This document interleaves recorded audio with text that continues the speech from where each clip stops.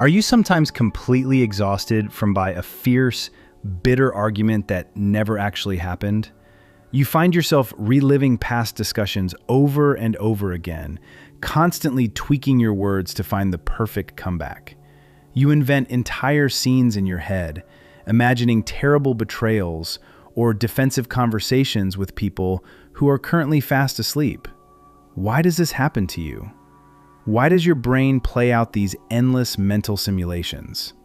Today, we will explore the hidden psychology of fake scenarios and exactly how to say no more to overthinking. You will understand why these fictional conversations sometimes feel much more real than actual life and the impact they have on your emotional state. You will discover how to use your imagination as a powerful tool instead of living as a victim to your own intrusive thoughts. Let's look at the exhausting theater production running constantly inside your mind. Society often dismisses this behavior. People tell you that you just worry too much. They say you are being dramatic, sensitive, or even paranoid. This creates a deep, quiet sense of shame. You might genuinely believe you are going crazy. But what if your fake scenarios are not a sign of a broken mind at all? What if they are actually a highly evolved, brilliant survival strategy? To understand this, we have to look at the deep, protective software running in your brain. Thousands of years ago, sudden surprises were incredibly dangerous. If our ancient ancestors didn't anticipate a threat, they didn't survive. Because of this, human brains evolved into absolute prediction machines. Your brain hates uncertainty. It absolutely hates the unpredictable, messy nature of other human beings. So, it tries to protect you by running endless simulations. When you imagine your boss criticizing your work, or your partner walking out the door, you are not crazy. Your brain is simply running a biological fire drill. It is trying to pre-experience the pain so you won't be caught off guard if the worst happens. But there is a massive, hidden cost to these constant fire drills. Psychology reveals a terrifying truth about human imagination. Your brain is incredibly powerful, but it is also very easily fooled. Your nervous system cannot easily tell the difference between a real event and a vividly imagined one. When you invent a fake scenario where someone attacks or betrays you, your amygdala, the fear center of your brain, sounds a massive alarm. Your heart rate spikes. Your breathing gets shallow. You flood your bloodstream with heavy stress hormones like cortisol and adrenaline. You are literally experiencing the intense physical trauma of a dramatic event that hasn't even happened. You grieve for things you haven't lost. You defend yourself against attacks that were never made. By trying to protect yourself from future pain, you are actually torturing yourself in the present moment. You become completely exhausted, and this exhaustion quietly bleeds into your real life. Think about how this impacts your actual relationships. You walk into a real conversation already defensive, already impressed from the imaginary argument you had in the shower. You project the actions of the fake person in your head onto the real person standing right in front of you, of someone who has absolutely nothing to do with the simulation in your head. This ruins genuine connection.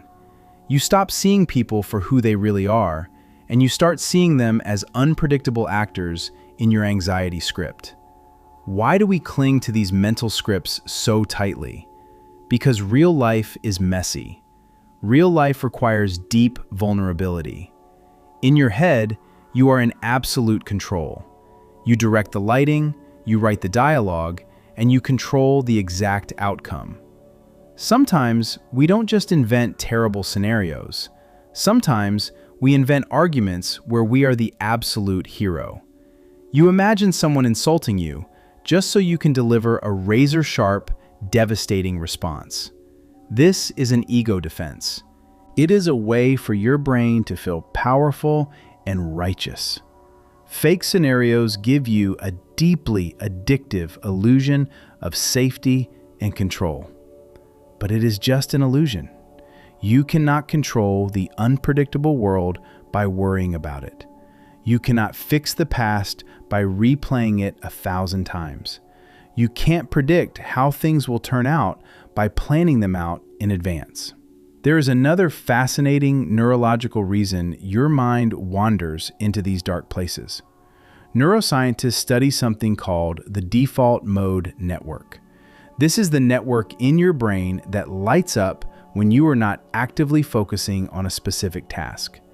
It is the part of your mind that wanders when you are doing the dishes, driving, or lying in bed.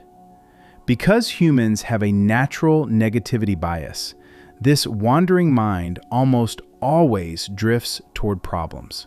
Your default mode network is essentially a threat-seeking radar. When it doesn't find a real problem to solve, it will simply invent one. This is why your overthinking is always the loudest when the room is the quietest. But what if you don't have to live at the mercy of this wandering radar? What if you can turn the fire drills off? You might think you need to wage a violent war against your own thoughts. You might try to force your brain to be perfectly quiet. But fighting your anxiety only makes it significantly louder. Instead, you are entirely capable of stepping out of the simulation gently. You can break free from living in your head by using a few simple, profound psychological shifts. The first step is simple, compassionate awareness. The next time you catch yourself deep in a fake argument, pause. You don't have to panic. You don't have to feel guilty. Just gently acknowledge what is happening. You can say to yourself, "My brain is running a fire drill right now because I feel uncertain." By simply naming the process, you instantly separate your identity from the thought. You step out of the character and become the quiet observer. You realize that a thought is just a passing thought. It is not a psychic prediction of the future. It is not a permanent reality. Next, you are allowed to physically ground yourself in the real world. Fake scenarios only exist in the invisible future or the untouchable past. They cannot survive in the actual present moment. When the mental movie gets too loud and the stress hormones flood your chest, bring your attention completely to your physical body. Feel the heavy texture of the chair you are sitting on. Listen to the faint hum of the refrigerator. Notice the temperature of the air on your skin. This sends a powerful biological signal of safety directly to your nervous system. It proves to your deepest instincts that right here, right now, you are completely safe. There is no actual threat to fight. You can also use your imagination as a helpful tool rather than a weapon. If your brain insists on running a what-if scenario, you are allowed to gently change the script. Instead of asking, "What if everything goes terribly wrong?" you can consciously ask, "What if everything works out perfectly?